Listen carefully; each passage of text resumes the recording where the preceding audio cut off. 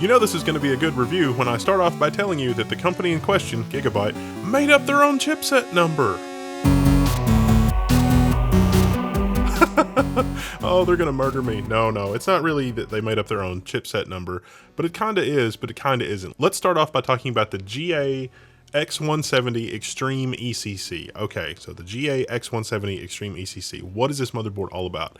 This motherboard's claim to fame is that it supports Xeon. This is basically a server board. This is the most blinged out server board that I've ever laid my hands on in terms of like blinged out server boards. Now, let me qualify that by saying that I've also laid my hands on dual and quad socket Xeon motherboards, and while those motherboards were much nicer and had way more PCI Express lanes and memory slots and things like that, in terms of like a Xeon E3 motherboard, this is the most blinged out motherboard that I've laid my hands on, and that's owing to the Intel C236 chipset. Now it's like, wait a minute, you just said this was the X170. Yes, the X170 ECC is the model number from Gigabyte, and I think they mean that to convey that it's sort of Z170 compatible, but they call it X170 because Intel's chipset number for the server for the Xeon part is C236. So anyway, that is a long roundabout way of just saying that this motherboard is designed for Skylake socket 1151, and you can run a Skylake i7 or i5 or whatever, or a Skylake Xeon, and depending on which CPU you run, you get different features.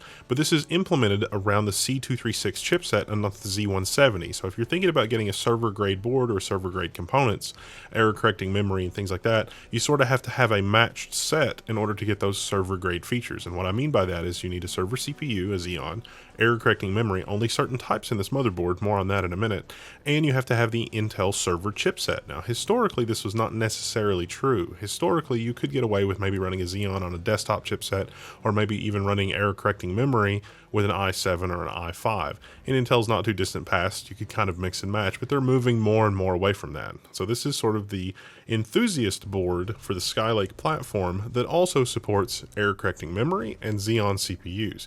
Now these Xeon CPUs still top out at 4 cores. The Xeons may or may not have onboard video, but this motherboard has a lot of features under the hood. Let's take a look. So the first big thing with this motherboard is that it has Intel Thunderbolt 3 and USB 3.1 Type-C built in. There's a single USB 3.1 Type-C port at the back that also implements Thunderbolt 3 over USB 3.1 type connector. That means you've got 4 PCI Express Gen 3 lanes up to 32 gigabits on this Type-C connector for USB. So you can daisy chain a bunch of devices. You can daisy chain up to 6 devices through this connector. But this is the first motherboard that I've looked at that uses the Intel USB 3.1 controller with Thunderbolt. And this is a fully certified Intel Thunderbolt solution on this motherboard. So this is one of the really exciting features on this motherboard. So if you want to be able to run Thunderbolt 3 over a USB 3.1 type connector, 32 gigabits of bandwidth, then you can do that. Of course, it is backward compatible with USB 3.1. So if you have a USB 3.1 device and 10 gigabit, that'll work fine too. Or if you're running other legacy USB devices, that's fine. Also supports Power Delivery 2.0. So if you want to fast charge or whatever, you can totally do that through this USB 3.1 connector. Now let's take a look at the other connectors on the back, just so you get an idea. At the back of the motherboard, we've got our combo PS2 mouse and keyboard port. They know that there are going to be old grizzled administrators like me that are still running the PS2 Model M, or a Model F that maybe has in-key rollover or something crazy like that. Hey, PS2 port, that's good. Then you've got your USB 3.0 DAC up ports. Now these yellow ports have a separate power delivery system, so if you're running a USB DAC, well, it's going to get really clean power. That's what they've done there with those. If you're not going to do that, then those are ordinary peripherals. Then you've got 2 display connections, that's DisplayPort 1.2 and HDMI 2.0. Now pay attention. If you're running an i7 or an i5 that has integrated video, then you'll be able to use those no problem. Most of the Xeons do not have integrated video, but some do. So depending on which Xeon CPU you want to go with, you want to check Intel Arc and make sure that the Xeon that you're looking at has integrated video. Generally speaking, the Xeons that end in a 5, so like a 1235 or 1245, will have onboard video or support onboard video if you want to do that. Personally, I don't think you should be running anything with onboard video unless they're just more extra displays. You'll always want to be using an add-in GPU. The only reason you might want to use the onboard GPU is to just have more extra displays. Then of course, next to your display connectors, you've got 2 more USB 3.0 ports. These are wired directly into the Intel chipset. Then next to that, you've got your Intel NIC and your Thunderbolt USB 3.1 Type-C connector. Then you've got a killer NIC and another USB 3.0 connector. Then the red one is your other USB 3.1 connection through the same Intel chipset that provides the Thunderbolt connectivity. So you've got a total of 2 USB 3.1 connections through that Intel USB 3.1 controller. Now, a lot of the other motherboards we've looked at, and probably a lot of the other motherboards that you're familiar with, are working with the ASMedia USB 3.1 solution. But this USB 3.1 solution is the Intel solution, and not only is it the USB 3.1 solution, it also provides Thunderbolt 3 for up to 40 gigabits of throughput through that connector. Now the audio solution here is a comprehensive one from Gigabyte. There's the Creative Soundcore 3D chip, and this also has support for the Sound Blaster Recon 3DI. Part of the functionality that's included with that is the Creative SBX Pro Studio audio suite. Now, in addition to that, they've provided a Texas Instruments Burr Brown OPA 2134 operational amplifier. Now, this is socketed, which Gigabyte has been doing on some of their higher-end motherboards, so you can replace this op-amp with a more powerful op-amp if you so desire. Also, next to that, you've also got this cap switch, which allows you to control the gain. So by default, it's a 2.5x gain, but you can toggle that to a 6x gain. This gain control is for the headphone speaker out jack on the back panel, so you can set it for your headphones depending on what you want. Now, this is a dual LAN motherboard, so one of the LAN connectors is the Intel LAN, and the other one is the Rivet Networks Killer E2400 chip. So you've got your choice of using either one of those or using them together, although they don't support teaming, so keep that in mind if you plan to use both. So let's take a look at the PCI Express layout. On this motherboard, we've got 3 physical by 16 slots and 3 physical by 1 slots. The physical layout here is that you can run by 8x8 for an SLI graphics configuration, or you can run a by 8x4 for a Crossfire configuration. Now, do note that the 2 primary X16 slots run through the native PCI Express lanes on the CPU. Everything else is through the PCI Express-like interface through DMI. So that's going to be 4 PCI Express lanes of bandwidth total, and that's shared among all the peripherals that are on the motherboard. In this case, this motherboard also has 2 M.2 slots and 3 SATA Express connections. So if you wanted to run, say, 2 M.2s and a 3-way Crossfire configuration, then you're going to be bottlenecking there's going to be a limitation of bandwidth there, because the DMI 3.0 interface tops out at 32 gigabit. This also does support M.2 RAID, so you can put 2 M.2s in here and run them in RAID 0 or RAID 1. It's a little bit fiddly to set that up in the BIOS that I found, but I'm hoping that they'll fix that with an update. But overall, it does work and it is pretty stable. With this particular setup, if you're running really high-end M.2s, then you may start to run up against that upper PCI Express limit. So be sure to consult the manual, look at the PDF. If you're going to really load this thing down with peripherals, you may want something that has more PCI Express lanes, even if you go the Xeon route, because the Xeon route's not going to give you any more extra PCI Express connectivity. You're still limited to the 16 lanes that the CPU provides, plus another 4 PCI Express lanes worth of bandwidth through the DMI interface, which is provided by the chipset. Let's take a look at the aesthetic of the motherboard. Now, this is sort of this digital camo, black and brown look, this sort of motif. I think it works pretty well for the motherboard overall for what it is. The plastic shroud and the heatsink componentry here doesn't seem to really interfere with the keep out areas around the CPU. It would have been nice to have a little bit more room around the CPU, especially around the back, I think, but overall it's not really obstructed. The heatsinks are nice, lightweight aluminum. They're pretty hollow if you look at them on the side, and the aesthetic I think works pretty well with the rest of the motherboard. The CPU socket itself I think has adequate clearance around the RAM and the other peripherals, about as good as can be expected. So overall I don't think you're going to have too much trouble there.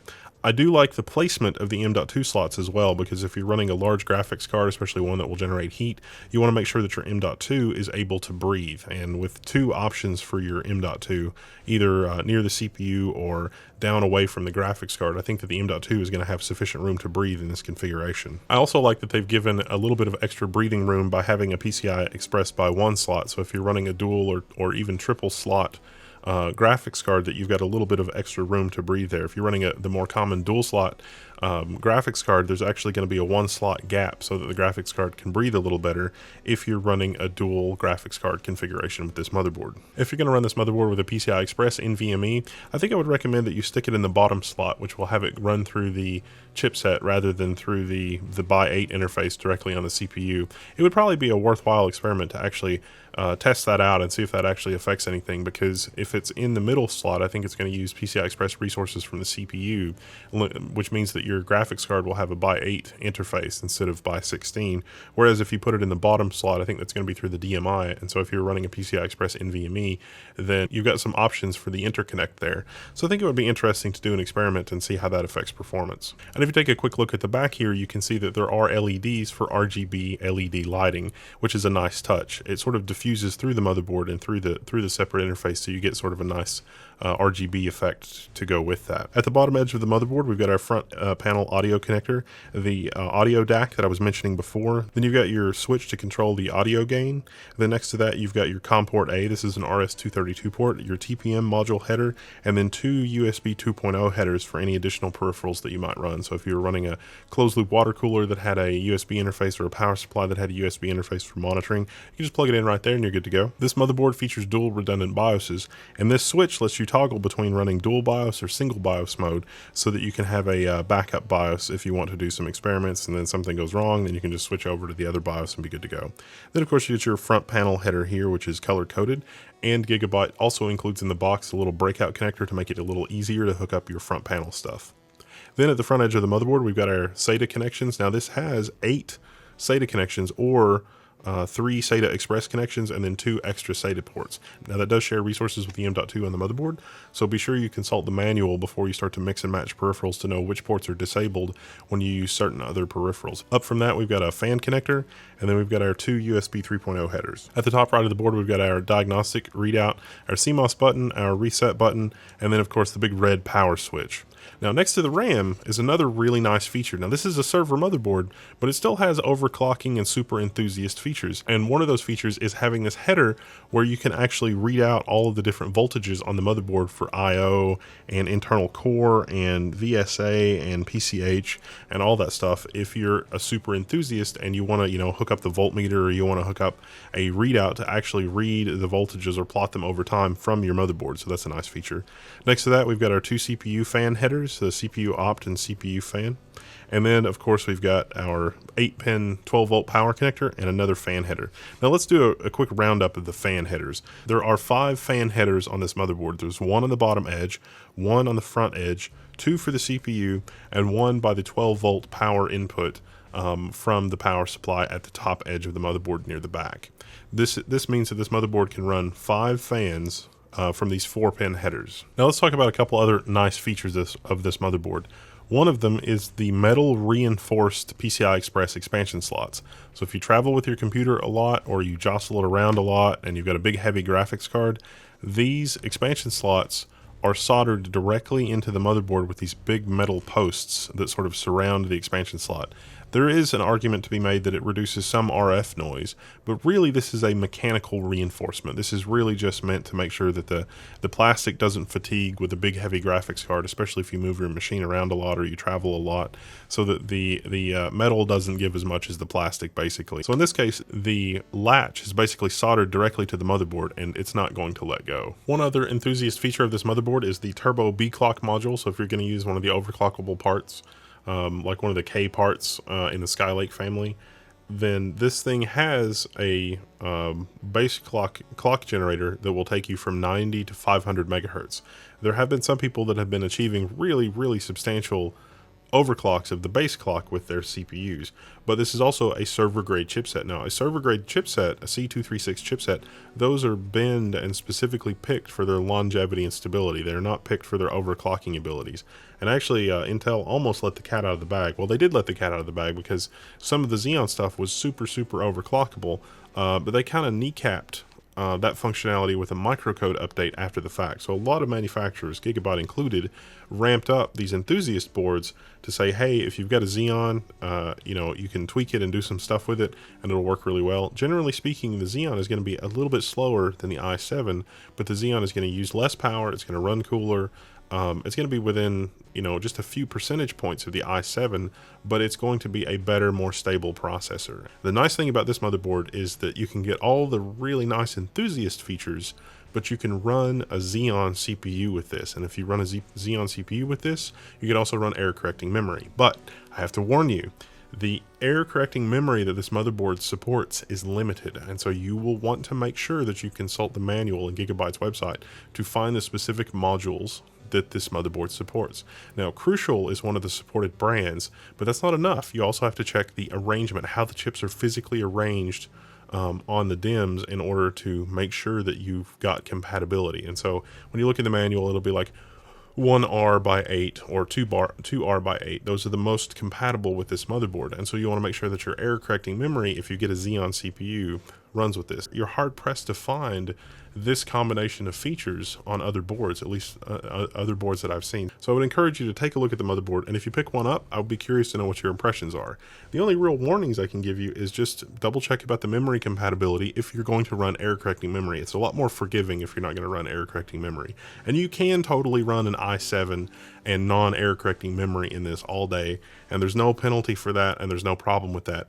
In terms of memory overclocking and all that, the motherboard supports all that. The Intel Extreme Memory Profile, all of that stuff is completely supported.